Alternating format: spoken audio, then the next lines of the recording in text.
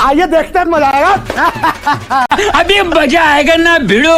तो भाई आप खुद ही एक टेम्पलेट दे रहे हैं छात्रों को कि तुम लोग सड़क पर आओ, आंदोलन करो, उसके बाद हम तुम्हारी बात मांग लेंगे। छात्रों पर और छात्रों के भविष्य को लेकर के जो भी राजनीति हो रही है, राजनीति किसी को भी नहीं करना चाहिए। इस सरकार ने ही वादा किया था कि जैसे हम चुनाव खत्म होगा हम कैसे नौकरियों की एक बंपर बहाली का प्रक्रिया शुरू करेंगे। जीत गए ये लोग, उसके बाद में भूल गए उन विद्यार्थियों को, नौजवानों। इस डिमांड को लेकर जब बच्चे सड़क पर आए, AK-47 से आपने हमला करवा दिया। हमारे यहाँ तो इतनी संवेदनशीलता है कि अगर ऐसा कोई आदेश निकला नहीं था कि AK-47 चलाना। अभी इन्होंने प्रीति शेखर जी ने कहा कि हवाई फायरिंग की है, तो हवाई फायरिंग की है तो बच्चों को गोली कैसे लगी, 3 बच्चे घायल कैसे हुए? ये दिखाता है कि आप कितने संवेदनहीन है। संवेदनशील नहीं है, संवेदनहीन है। क्या घटिया बात बोलते हैं आप टीवी चैनल में।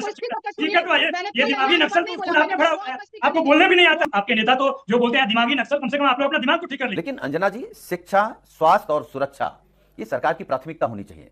बीजेपी की सरकार अगर सब जगह फेल है, दिल्ली में फेल, बिहार में फेल, उत्तर प्रदेश में फेल, तो अगर नौजवान निकल रहा अपनी बात रख रहा है तो आप उसको राजनीतिक तौर पर क्यों ले रहे हैं? जब हमने दिल्ली में संसद में देखा कि भाई कानून में संशोधन कर रहे हैं, बहस ही नहीं हो पाई, बस तू मैं। हाँ जरूर, सत्ता पक्ष नहीं चाहता था और प्रधानमंत्री और अमित शाह जी खुद उपलब्ध नहीं थे। A few moments later. मालिक वो देखो। न सिर्फ छात्रों को रोजगार मिल रहा है हमारी सरकार में, बल्कि उनकी सभी मांगों को, अभी TRE-4 को लेकर भी नई नियुक्ति जारी हुई है। उससे पूर्व भी मैंने आपको कहा कि लगभग 2.5 लाख शिक्षकों की नियुक्ति हमारी सरकार में हुआ है। ठीक है, तो हम तो मैं लौट रही हूँ आपके पास, मैं लौट रही हूँ। लगातार अजय उपाध्याय जी एक बार मोर्चा संभालें, नवल किशोर जी कुछ देर में जुड़ेंगे। लेकिन देखिए ये भी एक सच्चाई है ना कि जब छात्र निकलते हैं तब फौरन नोटिफिकेशन जारी हो जाता है, चतुर्थ चरण की विद्यालय अध्यापक भर्ती परीक्षा TRE-4 के लिए अधिसूचना जारी हो जाती है। तो भाई आप खुद ही एक टेम्पलेट दे रहे हैं छात्रों को कि तुम लोग सड़क पर आओ, आंदोलन करो, उसके बाद हम तुम्हारी बात मांग लेंगे। अभी बता है भाई, अभी बता है। सच्चाई है, छात्रों पर और छात्रों के भविष्य को लेकर के जो भी राजनीति हो रही है, राजनीति किसी को भी नहीं करना चाहिए। और हम इससे पड़े होकर के सही पूछे तो उनके मुद्दों पर ही हमारी चर्चा हो। और मुझे आज बड़ी खुशी हुई कि आप बिहार के BPSC और बाकी ओवरऑल एग्जाम को लेकर के आपने इस चर्चा को आज शुरुआत की है, क्योंकि बिहार से हम सब जुड़े हुए हैं और बिहार की जो परिस्थिति है हम सब जानते हैं। 5.5-6 लाख पद जो है सरकारी खाली पद अभी भी पड़े हुए हैं वहां। जो अभी हमारी बहन प्रीति जी ने कहा, BPSC में लगातार घोटालेबाजी और लगातार जो है मापदंड चेंज किए जा रहे हैं दिखावे के लिए। छात्रों की जो डिमांड TRE-4 के बारे में भी यदि कही जाए तो अभी भी 72,000-75,000 जो शिक्षक की नियुक्ति होनी चाहिए थी, लगभग 6.5 लाख लोग तो पास करके बैठे हुए हैं बेचारे, उनको नौकरी नहीं मिली। अपने घर जाना है। 2.5 लाख का जो इन्होंने आंकड़ा दिया है, इस सरकार ने ही वादा किया था कि जैसे हम चुनाव खत्म होगा हम कैसे नौकरियों की एक बंपर बहाली का प्रक्रिया शुरू करेंगे। जीत गए ये लोग, उसके बाद में भूल गए उन विद्यार्थियों को, नौजवानों को।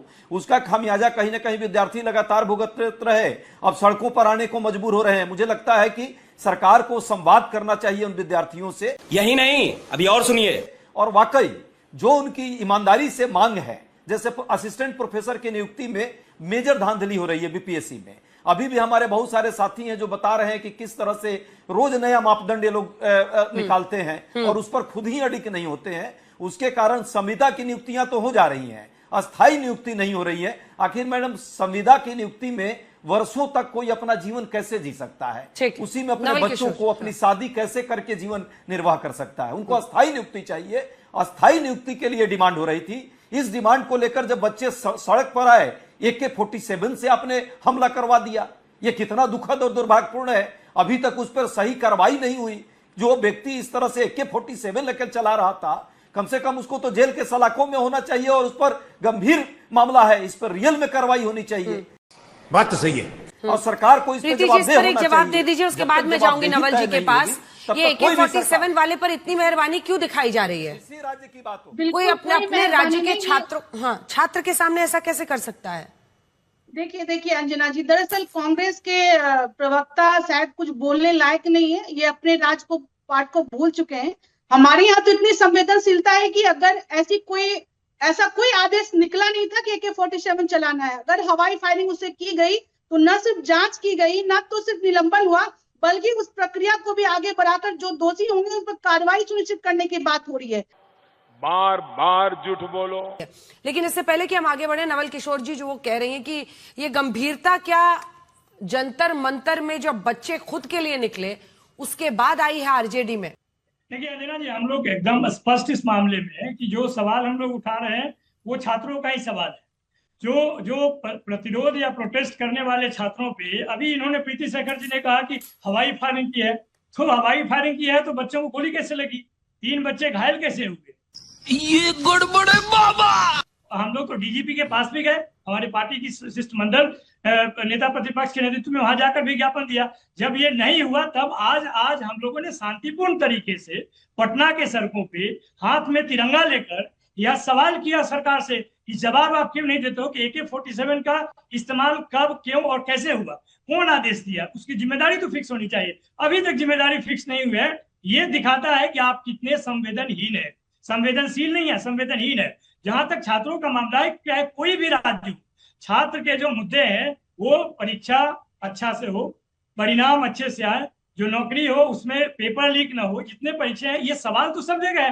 कहाँ कहा जा रहा है किसी राज्य को या किसी स्टेट गवर्नमेंट को कोई थोड़ी कह रहा है कि आप ये कर सकते हो, ये नहीं कर सकते। यही नहीं, अभी और सुनिए। ये सवाल छात्रों का है, इसलिए ये महत्वपूर्ण है कि अगर उसके खिलाफ में आंदोलन कहीं भी है तो एकदम संवेदनशील तरीके से उसको सुना जाना चाहिए और उसका एक परमानेंट निदान आना चाहिए। आप देखें अभी भी कई सारे ये आंदोलन के दौरान भी आपने देखा कि पेपर लीक हुए, तो आखिर कहीं ना कहीं इसको विराम तो मिलना चाहिए ना। और ये कौन करेगा? जो लोग सरकार में है उनकी प्राथमिक जिम्मेदारी है, वो नहीं कर पा रहे हैं तो हमारी जिम्मेदारी है कि हम सड़कों पर आकर और सवाल उनसे पूछें। सही पकड़े हैं। जंतर मंतर पर विपक्ष बोल रहा था, झारखंड पर कोई जाने को तैयार नहीं है। बड़े बड़े नेता पहुंचे थे जंतर मंतर, ये पूछ रही है वो। नहीं अंजना जी, पहले तो प्रीति शेखर जी को ये कहीं अच्छे जगह जाना चाहिए, शिक्षा लेने चाहिए। बोलना कैसे है? कोई विदेश जाता है तो उसको अय्यास के नाम से आप बोलते हैं। ये क्या जितने भी भाजपा के लोग जाते हैं विदेश में अय्यासी करने जाते हैं? क्या घटिया बात बोलते हैं आप टीवी चैनल में। टिकट तो ये दिमागी नक्सल तो खुद आपने भरा हुआ है, आपको बोलने भी नहीं आता है। चलिए ये सब बात को हटाइए, टॉपिक पे आइए। बोलिए नवल जी। देखिए जरूरी था आपको बताना, कम से कम आपके नेता तो जो बोलते हैं दिमागी नक्सल, कम से कम आप लोग अपना दिमाग तो ठीक कर लीजिए। गजब बेइज्जती है कि जो सरकार लगातार पेपर लीक कर रही है, सेंट्रल गवर्नमेंट में है, सारी एजेंसियां उसके पास है, स्टेट गवर्नमेंट के पास भी। स्टेट गवर्नमेंट अगर कहीं कोई विपक्षी दल का, हमारे दल का भी अगर कोई करता है तो हम कहाँ करें कि वह सही है, बिल्कुल जवाबदेही होनी चाहिए। लेकिन सेंट्रल गवर्नमेंट जो कि जहां पे कोई मामला नहीं भी बनता है, सारे एजेंसियों का इस्तेमाल कर लेती है, तो चाहे ईडी हो, चाहे सीबीआई हो, चाहे इनकम टैक्स हो, सारे एजेंसियों का इस्तेमाल कर लेती है। यहाँ देखिए कि जहां पर मंदिर में जो चंदा है वहां पे फिक्स नहीं कर पाती है कि कौन है। तो जो 10-12 साल से ये सरकार चल रही है, पेपर लीक से लेकर तमाम तरह के चंदा चोरी से लेकर तमाम तरह के भ्रष्टाचार के मुद्दे आ रहे हैं। तू समझा? हाँ। नहीं तू समझा नहीं। सुनील सिंह जी, आज ये स्थिति बनी हुई है कि हर जगह, और हमने देखा लखनऊ में भी जैन अल्फा निकला, वो भी अपनी मांग रखने के लिए निकल रहे हैं। और अब सब पॉलिटिकल पार्टीज को सब कुछ से ऊपर हटकर करना होगा, क्योंकि ये भी एक सच्चाई है कि जो नेता जंतर मंतर गए थे, जिसमें डिंपल यादव भी थी, आपकी पार्टी के कई बड़े नेता थे, और झारखंड नहीं गए हैं, उनके खिलाफ झारखंड में गुस्सा दिख रहा है। देखिए अंजना जी, मैं सबसे पहले तो ये कहूंगा कि ये आपने भी कहा और इस पूरे देश में चर्चा है कि 30 से अधिक जगह आज वर्तमान में छात्र आंदोलन चल रहे हैं, अलग अलग मुद्दों पर, कहीं भर्ती को लेकर के, कहीं पेपर को लेकर के, कहीं नौकरी को लेकर के, कहीं मिड डे मील को लेकर के, अलग अलग जगहों पर आंदोलन चल रहे हैं। और छात्र आंदोलन ने इस देश की राजनीति को एक नई दिशा दे दी है। इस बात को मैं आपके कार्यक्रम में स्वीकार कर रहा हूं। जो जंतर मंतर पर छात्र आंदोलन हुआ, हमारे नेता आदरणीय अखिलेश यादव जी ने सदन में खड़े होकर के कहा, यह देश के नौजवानों के भविष्य का मामला है। यही नहीं, अभी और सुनिए। यह समाजवादी पार्टी का या कांग्रेस का या भारतीय जनता पार्टी का नहीं है। और सरकार चिढ़ती क्यों है? सरकार कह रही कि विपक्ष राजनीति कर रहा है। भाई, राजनीतिक व्यक्ति तो राजनीति करेगा, मौका कौन दे रहा है? सरकार में बैठे लोग। और सरकार की सबसे ज्यादा जिम्मेदारी, हालांकि सरकार की सभी जिम्मेदारी होती है, लेकिन अंजना जी, शिक्षा, स्वास्थ्य और सुरक्षा ये सरकार की प्राथमिकता होनी चाहिए। बीजेपी की सरकार अगर सब जगह फेल है, दिल्ली में फेल, बिहार में फेल, उत्तर प्रदेश में फेल, तो अगर नौजवान निकल रहा अपनी बात रख रहा है, तो आप उसको राजनीतिक तौर पर क्यों ले रहे हैं? आप बदलाव के तौर पे सरकार क्यों नहीं देख रही है? क्यों नहीं देख रही? अपने आप को आईने में क्यों नहीं देख रही? अपनी नीतियों को क्यों नहीं देख रही है? कैसी लगी आगे स्वाद? तो ये जो एकदम पूरा अंदर तक जो ये कैंसर फैला हुआ है उससे निवारण चाहते हैं बच्चे, प्रीति जी, और आपको बच्चों को जवाबदेही देनी है। इनसे तो लड़ते रहिएगा आप।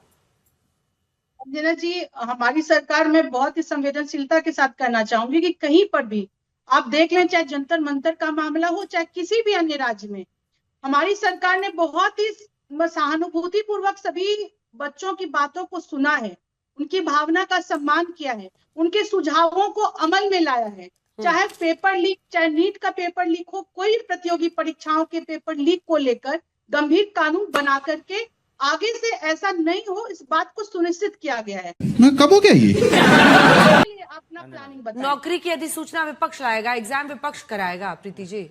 हमारी सरकार कर रही है। हाँ ठीक है, हमारी सरकार अजय उपाध्याय जी वो कर रहे हैं, लेकिन ये भी है कि एक जो कंस्ट्रक्टिव ऑपोजिशन होता है, आप सोचिए ना, जो संशोधन हुए उस पर हमने बहस ही नहीं देखी। जब हमने दिल्ली में संसद में देखा कि भाई कानून में संशोधन कर रहे हैं, बहस ही नहीं हो पाई, बस तू मैं। अंजना जी, संसद में जो बहस थी, राहुल गांधी जी और हमारे नेता प्रियंका गांधी जी और कांग्रेस के यार विपक्ष के सभी नेताओं ने संशोधन पर अपनी बात रखी है। हाँ, जरूर सत्ता पक्ष नहीं चाहता था और प्रधानमंत्री और अमित शाह जी खुद उपलब्ध नहीं थे, जो सबसे ज्यादा संवेदनशील थे इस मुद्दे पर। क्या बात, ये बात है। सच्चाई यह है ना कि ऐसे लोगों से उम्मीद रखना बेमानी है जिनकी आंखों का मर गया पानी है। देखिए ना, आप जब पैलेट गन यहां चला उस पर कोई अभी तक जांच नहीं हुई, तो AK-47 चला दिया इनके जूनियर ने, यहां का देखा देखी उसने किया बिहार में। ये विडंबना है। झारखंड पर बार बार लोग आ रहे हैं, झारखंड की तुलना जंतर मंतर से आप जरूर करिए, लेकिन सच है कि जंतर मंतर पर जिस तरह बच्चियों के साथ बर्बरतापूर्ण व्यवहार हुआ, जिस तरह उनके साथ पैलेट गन चले, कील भरे लाठी चले, कम से कम उससे राहत थी। और दूसरी बात, हमारे सभी नेताओं ने संवेदना नहीं दिखाई होती तो समस्या का समाधान नहीं होता। आज उस समस्या का समाधान लगभग हो चुका है। शाबाश।